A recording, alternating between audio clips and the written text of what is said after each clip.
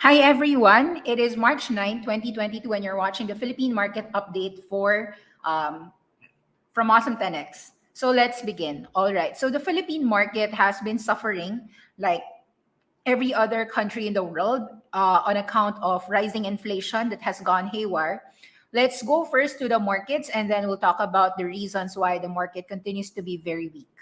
All right. So first and foremost, let's see what's happening in the market. PSEi, as you can see, 7,086, up 109 points today, 1.56%. But actually, it was down quite a much last week. You can see that it fell from 7.4 areas.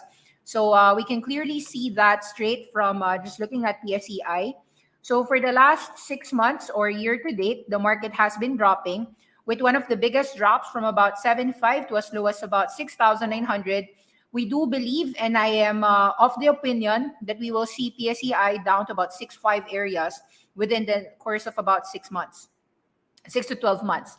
Now, let us try to dissect the rationale, of course, later on.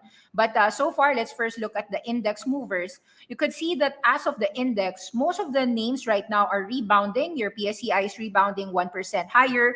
All of your shares are rising 0.5% higher with the drop of nickel prices. As the market, there was a nullification of the $100,000 price of nickel worldwide in the London Metals Exchange. However, the fact is, the truth of the matter is that it does not matter because the point is nickel futures are still at about $40,000, which is still very high. You could see that it traded even as high as so this is nickel futures. Let's take a look at the nickel spot prices here. It traded at $100,000 per ton. You could see that vertical rise from about 16,000 to as high as 60,000. It even registered as high as 100,000. And I think it's settling right now at about 40,000. Still, though, even if it was settling at 30,000, it is still double. So the point here that I'm saying is that a lot of people are cashing out of their Nickel Asia. Obviously, Nickel Asia has went up from about 5 all the way to stratospheric 9.6 last night. You can see that move. It was as high as 9.77 high. We can see that clear reversal today of 8.6. That is a first sign of profit taking. Although nickel and commodity can still continue higher, however, a lot of industries will suffer as a result. Nickel, primarily, of course, China and a lot of US actually buying a lot for their electric vehicles and battery needs. So that said, let's take a look at the movement today. You're seeing a rebound after a huge drop last night on the PSEi. So PSEi, let's take a look at the index movers today. So it's just a rebound. As you can see, the market has been selling off since Feb. No, so let's show to you those charts. Wait up. So let's take a look at these things on each level. So first, let's take a look at your properties, your Ayala land. So let's take a look at them one by one. Okay, so let's go to the charts here. Ayala land. Ayala land has been a strong reopening move as the market believes that all the real estate would recover, all the offices will go back. Wait up, let's take a look at Ayala land. Properties in general were expected to rebound yet again. However, as we would caution, we can see that this is simply a trading range wherein you have a resistance at 40 bucks for Ayala land and you still have tons of support at about 30 area. So we do note that rental rates haven't really been as bad for Ayala land, and therefore you can see that the market is willing to trade it in a range. However, we should note that the market is in a sell-off, so these are actually sell areas. 39 to 38 areas are short areas. It's just that Philippines you couldn't short. Ayala land, lots of areas resistance here, which has been happening for over the last more than 7 to 8 years. Okay, so these have always been resistances at 40 pesos for your Ayala land. Now let's take a look at your SM Prime holdings. So your properties, let's see the effects on properties first. Okay, so as the world is hopefully reopening, people have begun to price in that recovery, seeing that recovery on SM Prime for 33 to 40. However, that recovery is still going to be very weak. As you could see, consumer spending will be very low with rising inflation. So basically, that is the huge moment wherein these resistances are, of course, going to be assumed to be a resistance. And that means that your PSEi can never travel above 7.5, or even if it does, it will be very, very difficult. So SM Prime here, about $40, just like Ayala Land, is a ton of resistance, a major resistance. We're talking about more than 5 years of resistance for SM Prime here at 40 peso, which is going to be very hard to actually break through. Now, Ayala Land and SM Prime, that is your biggest property giant and property developers in the Philippines. Let's take a look at the conglomerates, because Ayala Corporation and SM Philippines, SM Investments, these are the top 5 holdings of any PSEi index. And if you can see that these index 5 names, they're the FAMGAs of the Philippines. Basically, they're the FANGs of the Philippines. If your Ayala Corporation, Ayala Land, SM, and SM Investments are index-related bets, that means that your entire PSEi or your index is actually in a problematic resistance. So here we could see that at about 870, 880 for Ayala Corp, that is a resistance. The next support, if you assume that the Philippine index is going to drop to about 6.5, that means 800 minus 80 is another 10% drop to about 720 areas, which coincides with the support seen during September 2020 areas, as well as the lows of May and the lows of August. So I do believe that Ayala Corp will go down back 10% lower to about 710. And so there is an opportunity for people who are selling their Ayala Corporation to hopefully buy it back 10% lower come 6 months after. So Ayala Corporation on a sell-off here. SM Investments, I take a look at that. SM Investments Corporation is a high index beta bet.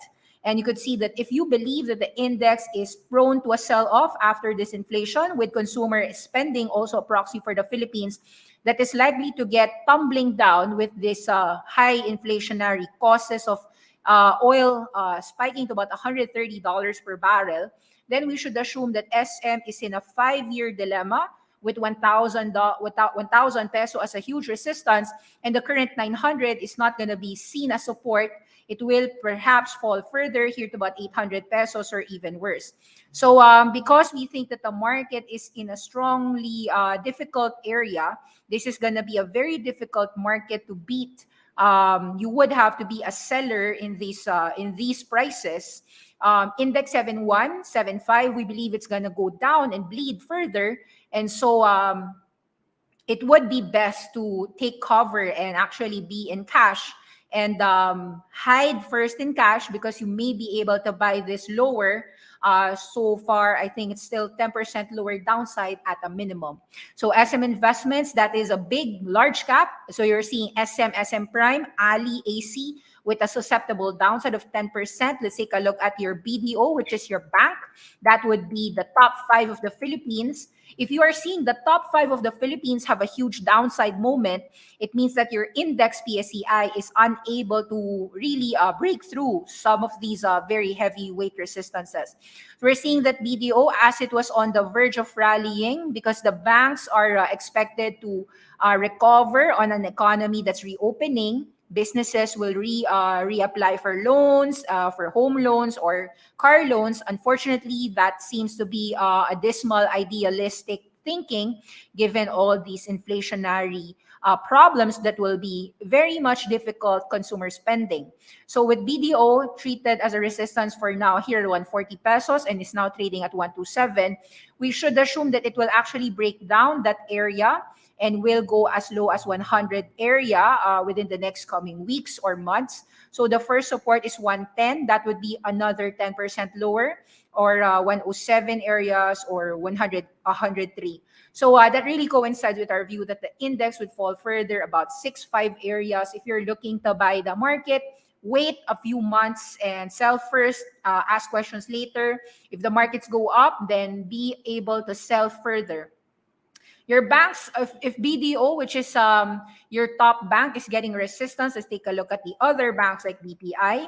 We should note that BPI is a smaller bank, no? So you're seeing that the market is selling that off.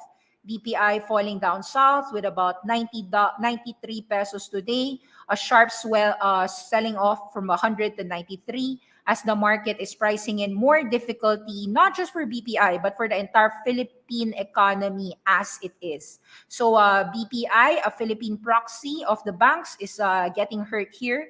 Next support is still at 81. Let's take a look at Metro Bank. Okay, Metro Bank Philippines, also the top three banks. Let's take a look at that. Also getting killed. You can see that these rallies were a sell area. And we do hope that you have been hiding some in cash and taking profits on that extended move. We believe that the move was just related to the economy reopening as the level 3 became level 2 and then level 1. However, it's highly possible that we may be out of the pandemic, but we are far from a commodity inflationary environment. We are far in that stage. So we are gonna get hit, and so your Metro Bank here will get a lot of problema. Here, your next support is still trading at 45 or 48. So wait it out if you're looking to buy. Looks like another 10 to 15% downside for your Metro Bank. So your banks are in trouble. Let's take a look initially on what is the biggest mover in the Philippines. Let's take a look at ICT. With all these shortages, all your shipping fees worldwide on world trades have been going up. This is the reason why ICT has been jumping more and more and more, which is really gonna hurt all your importers and exporters. But since the Philippines is primarily an import country, this rally of ICT is just the same as the commodity spike boom. You're seeing that ICT has rallied from 60 to 230 to 240 on account of shipping fees just going sky high. And unfortunately, in a market like this, yes, this is still an uptrend. And that is actually a reality for entrepreneurs, that it's really very hard times. Now, that also is something cognizant of your dollar peso. Your dollar peso is shooting up. It's trading at 52. You could see that it's rallied from 48 to 52. There was the Fed interest rate hikes, and now compounded with this inflationary, hyperinflation world with oil going up. And so this is the next resistance after this 53 area is 54.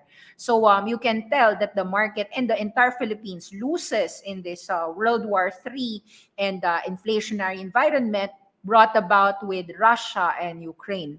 Let's take a look at these movements on your consumer goods. URC, which is Universal Robina Corporation, is a primary negative. Let's take a look at that.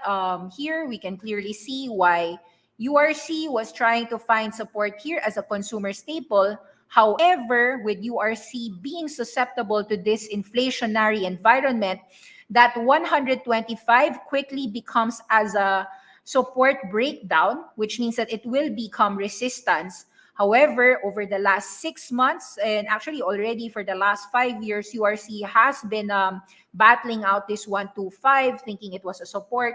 Take note that at around March 2020, when we had a pandemic and the demand destruction was happening, people were thinking that it would affect consumer staples like URC. We might retest that area, either 100 or 82, while we look to assume that URC will be able to handle this inflationary environment.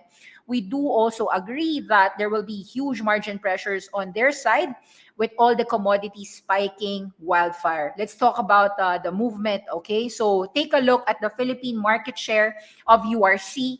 Yes, it has the strongest #1 position on snacks, candies, chocolates, coated wafers. It's a third position on biscuits. It's #1 on cup noodles. RTDT, coffee is a #3. You've got Nestle, I think, in the #1 spot with Nescafe. Instant coffee is #2. So I think Nescafe also wins on that instant coffee market. Coffee mixes, URC is #3. Now in Thailand, URC is #1 in biscuits and wafers. Vietnam, RTDT, URC is #3. Take note that owning URC is owning a Vietnamese, Thailand, Philippines, that ASEAN conglomerate style. However, as a company that will produce, these costs are rising. Take note at the following things. If you look at the financial statement of URC, your cost of sales right now is roughly 72 billion pesos. 72,000 million is around, that's 72 billion, right? Yes, that is 72 billion pesos, Philippine pesos, yes. So your net sales of URC in the last 9 months is 102 billion pesos. Now your gross profit is 30 billion. You've got an operating expense of 18 billion, which rounds out to an operating income of 11 billion. Now it is highly possible that this operating income could submerge to about 6 billion or 3 billion, as reminiscent on the 2007-2008 crisis brought about by rising commodities, which is getting harder and harder as the war continues. So let's just take a look on these market shares. When you talk about snacks, candies, biscuits, cup noodles, RTDT, coffee, we're talking about soft agricultures. So looking at some price areas here, I took a look at the world commodities.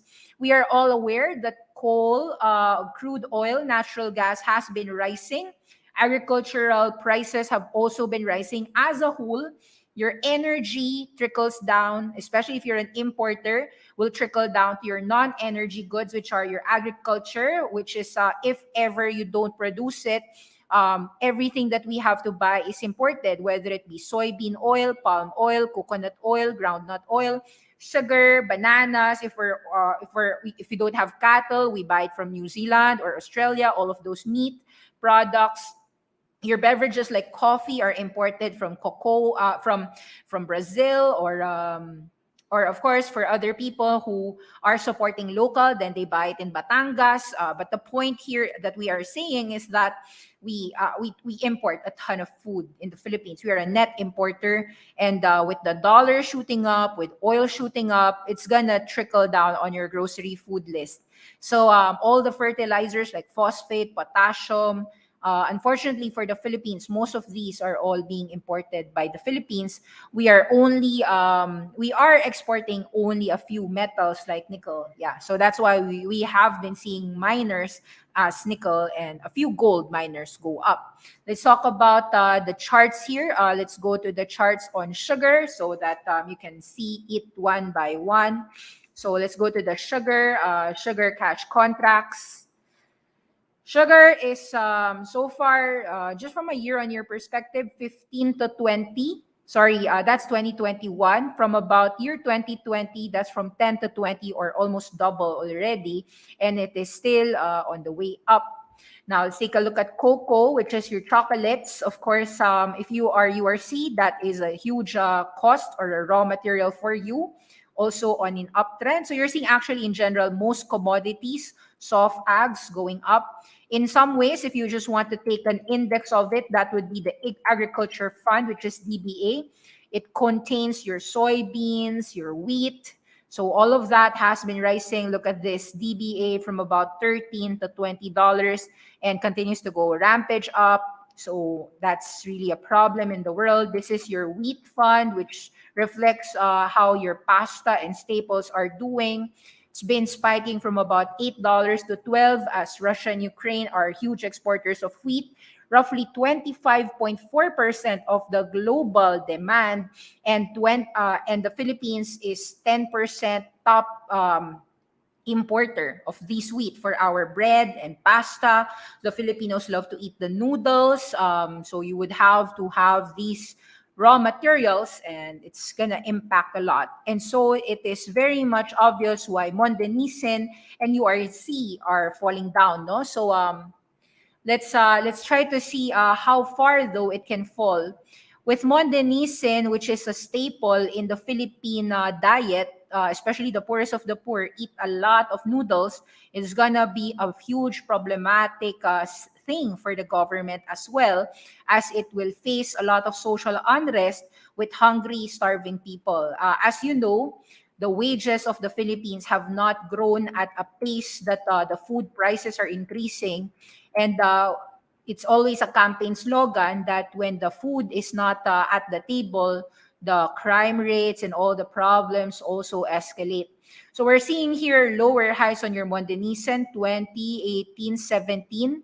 Looks like that resistance at 17 broke out from the bottom here, broke down here at 15 area. And you can clearly see a quick shot down further, no? So we know that Mondenisin has a IPO area here of about what was the IPO of Monde Nissin? Was it 12? Even so, we also know that Monde Nissin IPO'd at quite a lofty, expensive price of 40 times multiple. So if your earnings are gonna be detrimental, it is highly likely that Monde Nissin could break below this IPO price of 12.50. And so it is very highly likely that those who have Monde Nissin should realize that any rallies of Monde, no matter how much they like their mamon, their biscuits, and their sales, these times are not good for consumer staples like Monde Nissin, and it is far it's still far on the downside. So you're not in the bottom at all. You're more on the you're still in the middle of the meat of the trend, which will be on a downtrend. This is not an uptrend. This is a downtrend. So continually, those who have Monde would be selling their shares, and they would continue to sell even if Monde tries to spike up to about 14 or 15. With a potential move of 12.50, or I don't know if it goes 11, we will have to determine how much of the impact of commodity is really negating the sales of Monde. Because, of course, the only way for the trend to reverse, in case it will reverse, is if Monde Nissin is able to say to the world that our sales are not as impacted, as the visuals are not as bad, So we'll see about that. So far, it is not simply a local event. You are seeing this worldwide. Let's take a look at Hershey's. Hershey's and Coca-Cola, all the consumer staples are getting shut down. Last night, this was Hershey's. After a strong run-up, you're seeing that cocoa, which is chocolate, which is a huge cost on all chocolates. Cocoa is a huge cost. It's starting to dwindle to really show its rear head for your Hershey's company. Cocoa futures, let's take a look at that. Cocoa cash contracts. So these are rising, right? So these are uptrends that the world is scared of. Take a look at coffee futures as well. So coffee, it's gonna impact all of your problems. No? So this is coffee. Also, so your commodity bubble is really a problem for the world. So let's take a look at some visuals here. Visualize copper demand for renewables. Riding the electric wave, the copper in a renewable powered future, the essential metal for an energy transition, copper is being used on power grids, EV batteries, wind, solar, as well as EV charging station. Currently, an average gasoline-powered car is using about 20 kilos of copper as wiring, whereas a fully electric car would need 80 kilos of copper.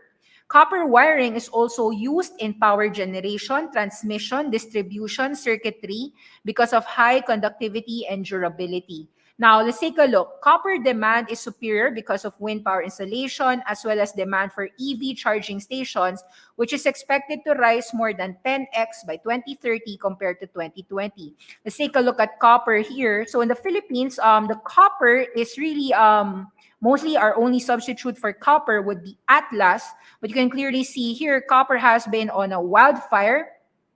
We were a little bit we were bullish on mining like Atlas and copper and oil, but I per se didn't expect a hyperinflationary move, and because of this hyperinflationary move, a 10x level move on copper prices is gonna kill demand. At some point, electric cars cannot be bought when it's 100% more expensive. However, as you can clearly see here, yes, super duper super cycle on commodity boom, and you know that it has to do with supply shortages, and that is with demand still there. At some point, I do believe that this is a huge problem for the world entirely. So copper futures going up like that has been very helpful, of course, for Atlas. However, I have to also note that it is not a huge benefit for the world, even as a few companies rise in light of this commodity super cycle boom.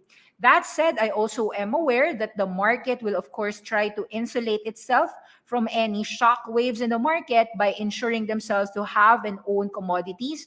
And so you can clearly see that Atlas Consolidated Mining is just still in an uptrend here with a lot of people, of course, still gonna load up on copper, with which Atlas is. I think in the Philippines, I'm not quite sure how many other copper plays there are. This is the only one that I know. So this has been the only one that I've been talking about as well, which you can clearly see in Awesome 10x. You can just go google.com. We have talked about nickel, Atlas, Petron. Um, Here, October 20, 2021, we talked about Atlas, nickel, Petron. Commodities are in a bull market, strong uptrends. We talked about it here. So far, we are right, but in a sad fate, no. Even if we're right, I am also a little bit sad on the consequences of this super cycle boom. Nonetheless, just teaching you as well, in case that you're looking at Atlas, where would be the first resistance on Atlas? It's possible that, well, there's a resistance right now here at 9 peso. The next resistance would be here at about 10 and then 12. And as long as copper in the world is in high demand, which I think it is still, then you will see Atlas go up. So in the Philippines, I would say that Atlas at about 7 peso area would still be a buying zone. And furthermore, if it goes below 7. Now here on Jiangxi Copper, China is already, in China, I'd say that it's very volatile. It's very tricky how things are. But I do believe that if it's really true that Jiangxi Copper, of course, from its name itself, it's copper, I do think that dips on copper could be bought. So you could also, of course, just simply buy copper itself, so that you are not really looking at any company. As you can clearly see here, copper is on a strong uptrend with 4.6 now acting, the prior resistance is now acting as a support. So I think that for the people who are trading globally, you can clearly see that it's easier. If you'll ask me, you don't need company specific. Because in the Philippines, you'll be beholden with an Atlas. But if you want, then you can just clearly just buy copper at 4.6 and 4.4. As we think that this can actually go up. Nonetheless, there is a point of consideration here. If copper is continually going up, at some point, people will also stop buying copper. It is actually very much a huge negative for electric vehicles and cars itself. In terms of that, I would have to state that GT Capital, which owns a ton of car auto sales, would then have to be a selling area. And this is the reason why at 580, it had begun to really break down in the past few days. From 580, it's now trading at 530. It's possible that that breaks down at 530. And next support of GT Cap with really somber sales of auto industry in the next few months, when consumer spending is curtailed, the next support could be as low as 440 or 430. So I'm not quite sure if that is the case, but it's highly likely that these are the resistances, which is 580 and 530. And so it is very tricky, but I think that the bears would win given this type of inflationary environment wherein the GT cap is still bearish. So sadly, we're turning around on our calls and we're actually exiting GT cap. Sold it. In terms of reopening, I do have to understand that with oil prices really shooting up, I also have to assume that this reversal on Cebu Pacific is actually not going to happen. While it rallied to about 48 and 49, that has just been another resistance with all these reopenings still dashed. You can't recover even when there's no COVID anymore because of this inflation. Because how many can actually afford higher ticket sales on their airlines? So no matter if they want to go abroad or they want to travel, it's highly likely that even if you are driving your cars, you would probably have a you'd have less money to spend. And that would mean less discretionary spending. And because traveling is a discretionary spending, that would affect the sales prices of Cebu Pacific. Cebu Pacific is getting hit twice with lesser demand. So you've got lesser demand and higher costs. and therefore that would and of course dollar is going to be a huge negative on Cebu Pacific, given it would also have dollar loans on its airplanes, and leases on those airplanes are paid via dollars. So unfortunately for Cebu Pacific, we have to assume that 43 is a sell, 45 is a sell. Any rallies of SEB would become a sell area, and it could retest 40 or even 39. I'm not sure, but the outlook is quite negative. So now you might wonder why consumer staples like pure gold are falling down. It has to do with the grocery sales. So it is very cheap, I understand. But the problem is that even if it is a high cash flow market, we know that pure gold is a high cash flow rich company. The problem that the market is now facing with pure gold is not about the valuation. It is about the consumer spending role, which is if you cannot spend as much, then the sales of pure gold will fall. So we don't know if it will really impact, but the consensus is that it will have a detrimental impact because of this inflation. So let's take a look at the commodity returns this year as of 2021. We're not even talking about 2022, wherein all of these have even shot up furthermore. Coal prices were 160% up in 2021. We know that coal, gas, those are really a sector that is in energy. This is oil hitting 55%. Let's take a look at crude oil for your chart basis. Let's take a look at your crude oil. Crude oil is trading at $120. So this is 126. And this vertical rise, okay, this vertical rise is really bad for the world. So that is geopolitical events that has triggered this war and this move on commodities, which is unable to be abated, if you'll ask me. For it to really, in a way, the only way for it to stop rising is when people stop consuming oil. But in a world where we do travel, we do a lot, I mean, you can't really function without oil and energy. We still aren't able to have nuclear power plants. We don't have enough. So it's really a sector that is really getting hit. No, so this is oil. Let's take a look at coal. Coal is China coal futures. So here. So here, you could see that that is what's been happening on your coal. And so all of the coal stocks have also been rising worldwide. So China coal, 1898. You can see that movement from about 2 Hong Kong to about 6. So mostly worldwide, the only safe haven has been mining commodity names, and it is still continuing. So it's still it's still on an uptrend. The Philippines, your largest would be your DMCs. So from 4, it's now trading at 9 area and 10. People are still assuming, of course, that coal is still higher and still in high demand. So any drops of DMC would have buyers here. And with Semirara, which is also a coal plant, Aboitiz, let's talk about that as well. Semirara and Aboitiz Power are, of course, doing all they can for the energy. And so in the Philippines, aside from Atlas Mining, we would say that Semirara is going to be still a commodity that people would buy because of the coal. So 28, any drops would still be bought for your Semirara. It's trading at 32 right now. There might be some buyers on dips here about 29, 28. So just to give you, wait up, that's for my US later. Let me show to you here. So that means Philippines, your beneficiaries would be your, so let's just talk about that. Atlas at 7 continues to be a buy. DMCI at 8 continues to be a buy. Semirara at 30 continues to be a buy. Aboitiz Power, let's talk about that, since Aboitiz Power has a lot of coal, which addresses the Philippine power shortages, and is actually benefiting because of being the only one to provide electricity in the likes of Luzon, Visayas, Mindanao, right? So you are seeing people buy more and more Aboitiz Power, and we're clearly seeing that in the Philippines, there are very few winners here, but Aboitiz is a winner here. So any drops of Aboitiz at 32 remains a buy. So let's talk about a few things here. Breaking down the cost of an EV battery cell.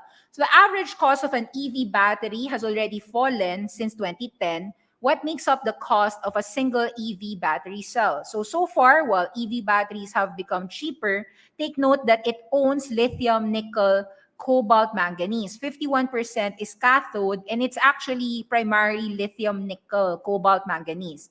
And if you think about this, it is very hard to say that with lithium nickel prices going up, how could batteries become cheap? So it will be impacting your average cost of your cars. So basically, a nickel price surge is very detrimental for this solar electric vehicle boom. Now let's take a look as well. China's dominance in clean energy metals. We note that there is still an ongoing war. China has just said that they are still Russia's friend. And let's take a look at this. Where are clean energy metals produced? Copper, 28% in Chile. Nickel is still 30% Indonesia. And you know the Philippines here is 12%, which is brought about by your Nicolasia, your FNI, your MARC. So those companies have been delivering dividends. The only few companies that are really paving the way for some cash flows in this market, right? So nickel, I believe, would still get a buyer even if today there is some profit taking involved. As you can see that this has been a profit-taking move, but it does not negate the trend. It's very hard to negate an ongoing trend, and I would say that people are still willing to buy Nickel Asia on drops of 7 pesos here. So we would have to say that nickel at 7 would still have a buyer. And then how about your FNI? Let's take a look at that. Your FNIs and marks. Well, this is obvious that people would take profits after a huge run. It is also impossible to say that the trend is over given that there is a huge shortage of demand, a huge shortage in supply, sorry. And so these drops of FNI here to 80 will still remain as a buy. So take note that we have discussed all of these companies while we might have been, cautioning people that they have to take profits some people were probably early in taking profits because of the ongoing crisis. But the ongoing crisis has actually benefited this sector very much because of the shortages. It's likely that 266 for your FNI is gonna be bought. So you have to post it here that at 266 there are some areas that are benefiting in this Ukraine-Russia war. You can see Atlas, DMCI, SCC, Aboitiz Power, Nickel FNI. Okay, let's take a look as well on your mark here. MARC Ventures, which is of course also benefiting from this nickel price surges. Here, I think we mentioned it around January. It was trading at 1 peso. Yeah, it was trading at one area, 120. I remember that. Now it's already doubled at 240. However, I'd say here at about 170 area, there will remain to be buyers, no? So there will still remain buyers. So MARC at 170 remains to have a lot of buyer. Let's take a look at your precious commodities, right? So your gold, of course, has shot up above $2,000. We know that these are hedges that is done by the market. The previous high of gold was 2,070, which happened here around August 2020. And if you can recall, around, let's say, a few years ago, let's take a look at the monthly chart of gold. We have seen gold in the past here during the 2000, sorry, this one was 2011. So in 2011, it rallied to 1900. So basically, your gold is trying to surge to all-time highs. I would assume that the next resistance of your gold is 2,400. And so from a daily perspective, where is gold headed? Still higher, and dips of gold, while it is getting some profit taking because it is extended on the upside, chances are people would buy any dips here at about 1960 area, which means that if gold is still on the rise, the Philippines has, of course, Philex Mining. I don't know how many gold parties the Philippines has, but let me just share what I believe most people assume, that the Philippines still has the largest some of the large gold products are still coming from Philex Mining, and that's why there is a surge there from 450 to 640. Let's take a look at APX, which is supposedly it's got a lot of gold. So there, gold is a commodity. So most of your mining companies are like that, no? So it's been on the price surge still on the rise. So there you can see that it's been rising since January from 130 to 2 pesos, and likely any dips at 180 is still gonna be bought. So it is very detrimental for a few sectors, and the Philippine index is heavily reliant not on the mining sector, but actually in your banks, in a lot of your properties, in a lot of your consumer foods, which is actually at risk of more losses. So you can see that at some point, all the Chinese metals are being processed. Let's see. So after the production of copper, nickel, cobalt, and rare earths, lithium is 52% from Australia and Chile. We'd have to see that all the buyers are China, China, China, China. If it is gonna be a World War III, I don't know what's gonna happen. We would have to choose a side, and the Philippines is selling most of the products to China. So I think that the Philippines will become pro-China, or I don't know. And if China and Russia are friends, then it's almost as if we're saying that we are pro-Russia, which is a bad thing. But that is where we are as a country. I don't know if we will become global pariahs. Let's take a look at that. Copper, the bacteria-fighting metal. Okay, so copper applications have been all throughout. You've got railings, push plates, stanchions, IV poles, bathroom fixtures, hospital beds, door handles. Copper is the only solid metal touch surface registered as a public health product by Health Canada. So a lot of things about copper. Let's also take a look at about this. Let's talk about the solar power by country in 2021. We know that solar and nuclear are addressing the need for this dependence in oil to be self-sufficient. However, judging from the facts, solar is an increasingly important part of global energy mix.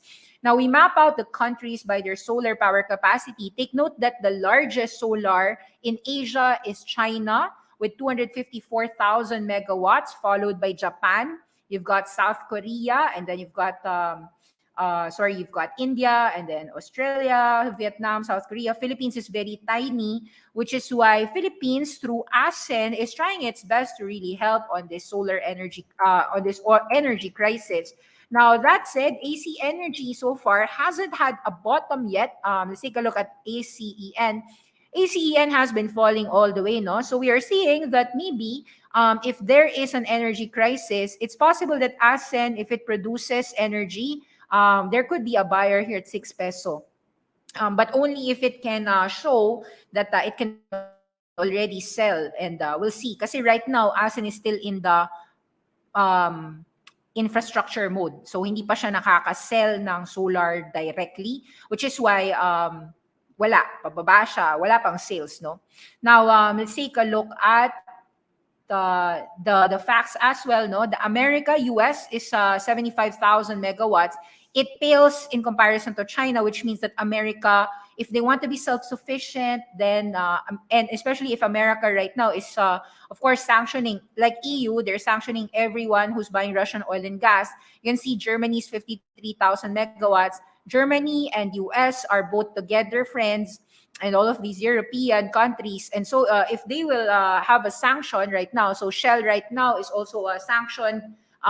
Shell, Royal Dutch Shell, BP, they have sanctioned Russian oil and gas. They will not the war terrorism, obviously, so they will not buy all those Russian oil and gas. You can see that all of these countries will try to band together. We are in a World War III, allies versus,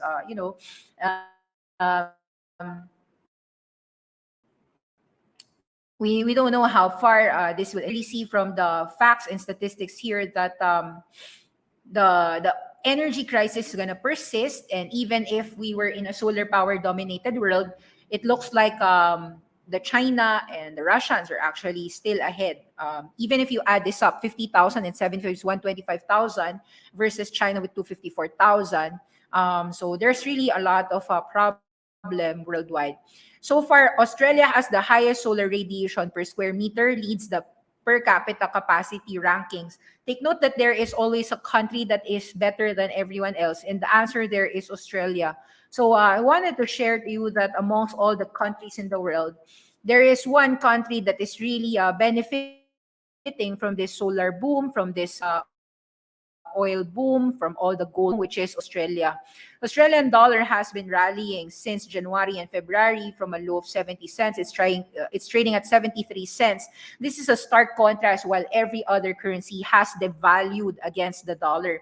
The Philippine peso has devalued from 48 to 52, whereas Australia has gained 5% from 70 cents to 73 cents. If you wish to park your money in a safe currency, that would be Australian dollar, not the USD, not the Philippine peso, that is Australian dollar, as well as NZD dollar, which actually exports milk and grains. What do you have a lot of in New Zealand? People always say cattle, a lot of beef, a lot of steaks. So New Zealand, of course, milk and dairy and grains, it is a beneficiary of this commodity boom. That's why since January, New Zealand dollar has also rallied from 65 cents to 68 cents, and we expect that to persist. So Oceania, basically New Zealand and Australia, has enough resources to handle itself in a World War III crisis. Visualizing, let's also understand America's electric vehicle future. Right now, all of the batteries are in a problematic stage. All of the investments in a charging station are also very difficult to implement because of the expense. The US is wanting to translate all that transition to electric vehicles, but that comes at huge loss in minerals and the metals will remain a challenge. Minerals and the metals will remain a challenge. All of it is very expensive. And today, less than 1% is using electric vehicles. 99% is gas guzzling. So despite the US doing this 1 trillion infrastructure bill, if you think about it from an entire 2020 to 2030, which is a 10-year trend, this investment is far too little to address this oil energy crisis. They have to increase more. The battery manufacturing is going to be a very tedious thing as all of the costs are rising worldwide. So battery materials, recycling it, there are to raw materials because nickel, lithium, cobalt are all on the rise. So these are very much difficult raw material, and so that is really the problem. No, so this is nickel demand. So Indonesia and the Philippines, which has a lot of nickel, is gonna be the primary source of these needs. Yeah, so carbon intensity emission curve for the nickel producers. However, all of this nickel does not have a lot of carbon emissions. So there needs to be way. The land of opportunity will still be your nickel Asias, but yeah, nickel, cobalt is actually in very war stricken areas yan sa Congo din. So yan, cobalt and manganese. Kaya yan, it's very difficult. Yeah, just showing to you that these are the things that the world has in store, and those are also the opportunities to think about, the risks and opportunities. Now let's get to your questions, if any. Oh my God, it's already 48 minutes. Guys, let's see your questions. How about APX? Answered it. APX would be a beneficiary of miners, gold mining per se. And so it's going up. I think any dip would still be bought. What are your thoughts on the 10-year US bond yield from where it is now? How will it impact the Philippine economy? It seems as the US Treasury bonds have nowhere to go with inflation going rampage. I expect that the interest rates will continue to be up. How high the interest rates would be to balance the economy is very hard to say, but the market is pricing in at least 25 basis points every meeting, at least 3 to 4 interest rate hikes, which means that your yields would go up, which means your bond prices will eventually fall. How will it impact the Philippine economy? Your valuations would fall. So your PSEi would fall. Following up on my question, the increases price we are seeing in commodities, is it due to the Russian-Ukraine war and quantitative tightening of the US? Yes, it is. So the Russian-Ukraine, the news has stated, I would have to give you a source. I was reading this Al Jazeera report, and I think it also comes from the UN. I shared it in my Twitter, which is Faces Trader, at Faces Trader. You can follow me there. I believe that Russia has basta as a huge percentage of the oil and gas. Ukraine also has a huge portion of the food, which is agricultural baskets silang dalawa. Russia and Ukraine are the agricultural baskets of Europe. And that is really a hard, we're talking about more than 25% GDP between the two of these countries. And so you've got a huge shortage. I'm talking about as much as 36 million tons. And the US only can produce 27 million tons. So super hard. We're gonna really see 100% increase in food prices because of this shortage. Now there's a question: why did Nickel Asia stock price go down today when nickel prices abroad are rising? It's highly possible that it's profit taking after a huge surge from about 5 to 10. But I would assume that any drops for Nickel Asia would have a bid because the trend is still it's hard to say that the trend is your friend, but the truth is that yes, the trend is still your friend. That means expensive nickel, means expensive cars, and it is very detrimental to the world and the Philippines. The economy of the Philippines would suffer. The miners will be insulated, but the entire world and the entire Philippine economy, we're talking about the poorest of the poor, will have a hard time. When they go to their groceries, oh my God, it's going to be expensive. They'll see their pancit canton go up. They'll see their gardenia bread go up. They'll see that their tiny money, which is 1,000 pesos, can only avail so little. So that's the hard part here to accept. Does the increase in the interest rates in US make the Nickel Asia Corporation stock fall? To be honest, it's not too much about that, so don't worry about it. I do believe that Nickel Asia has been rising way too high, which prompted a huge profit taking. You know as well that the news was saying that the $100,000 of nickel last night on the London Metal Exchange is getting nullified because there was a short squeeze apparently. So I don't know, but still, even at $35,000 or $40,000 per ton of nickel, that is still very expensive from a year-on-year perspective. Now, what is VYN? I don't know, VIN. Okay, fishery tuna, food and beverage, pure gold. Okay, unfortunately for all of the food manufacturers, because consumer spending is gonna get hit with inflation, negative, negative on all of them. That means in the short term, assume at least 10 to 20% further discounts. Maybe long term, obviously, they're great companies, they're high cash flow driven companies. There will, of course, be an opportunity in a crisis. I am aware of that. But in the short term, we're talking about next week. Um, it is better to be in cash and wait for it to fall and just pick it up after a 20% slide. APX have nickel and copper and gold, which makes it resilient. Okay. Thoughts on MARC, SSI. MARC will benefit on this high nickel price movement. SSI would not because SSI is retail and it's highly dependent on reopening. The sad part is if reopening recovery is not gonna happen, all the retailers as a whole will suffer. Why is Shell Philippine falling down? I think the Shell and Petron are really different types of companies. To be honest, ExxonMobil, Chevron, worldwide, all of the oil companies have gone up. There is an aberration in the Philippine market on Petron and Shell. Petron, because most of the company's profits are being distributed to the preferred shareholders of Petron. As for Shell Philippines, I think the dilemma that people are wondering, which can only be answered by the company officers of Shell, is if their earnings will translate to dividends. So without dividends, I don't think Shell Philippines will go up. Thoughts on Manila Water? All right. Utility stocks in general, I haven't seen a reason to be bearish or bullish on them. So neutral on Manila Water. Um, I'm neutral. I have no idea how water is going to be impacted with Russian war. So I don't think there is much to say on Manila Water, except it's just a utility name. So Manila Water has fallen from 27 back to 18.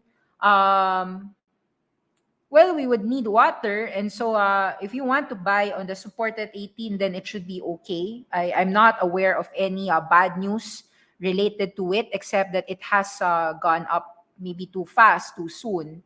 And it's actually still on the trend, no? So 18 area, 19 seems to be, I'm not quite sure, but I think it's a viable area of support. Will STI reopening theme be beneficial? Yes, if you think about schools, reopening would benefit STI. However, right now, you have to also consider the fact that the market is quite getting scared of inflation, and STI is a small cap, very small company, that it's unlikely for STI to benefit in this world. In this world where the markets will largely fixate on high market caps and mining companies, I don't think STI gets benefit of liquidity. So the answer would be a no. Same line with power. I think like the market is very bullish on Aboitiz Power. So let me just repeat where I believe the markets will go into. They will still buy some copper, which is really Atlas at 7. They will still buy coal, which is DMC at 8 and Semirara at 30. Any prices near that or below that. Aboitiz Power at 32 will still get bought.